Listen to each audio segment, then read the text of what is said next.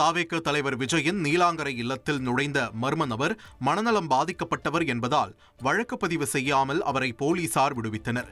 விஜயின் இல்லத்தில் இரவில் நுழைந்த மர்ம நபரை காலையில் மாடிக்கு சென்றபோது பார்த்து விஜய் அதிர்ச்சியடைந்தார். கட்டி அணைப்பதற்கு ஓடிவந்த அந்த நபரை விஜய் அமைதிப்படுத்தி வீட்டு பாதுகாவலர்களிடம் ஒப்படைத்தார். நீலாங்கரை போலீசாரிடம் ஒப்படைக்கப்பட்ட அந்த நபரிடம் போலீசார் விசாரித்ததில் அவர் மனநலம் பாதிக்கப்பட்டவர் என்பது தெரியவந்தது. அவர் மீது நடவடிக்கை எடுக்க வேண்டாம் என்று விஜயின் மேலாளர் கேட்டுக்கொண்டதை அடுத்து போலீசார் வழக்கு பதிவு செய்யாமல் அவரை விடுவித்தனர்.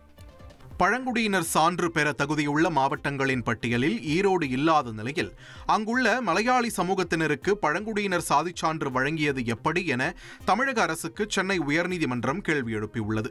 இது தொடர்பான வழக்கு விசாரணைக்கு வந்தபோது ஈரோடு மாவட்டத்தைச் சேர்ந்த மலையாளி சமூகத்தினர் 14 பேருக்கு பழங்குடியினர் சான்று வழங்கப்பட்டுள்ளதாக மனுதாரர்கள் தரப்பு தெரிவித்த வாதத்தை ஏற்க மறுத்த நீதிபதிகள், தமிழ்நாட்டில் தர்மபுரி, வட ஆற்காடு, தென் ஆற்காடு, புதுக்கோட்டை, சேலம், திருச்சி ஆகிய மாவட்டங்களைச் சேர்ந்த மலையாளி சமுதாயத்தினர் மட்டுமே பழங்குடியினர் சான்று பெற தகுதி பெற்றவர்கள் என்றும் தெரிவித்தனர்.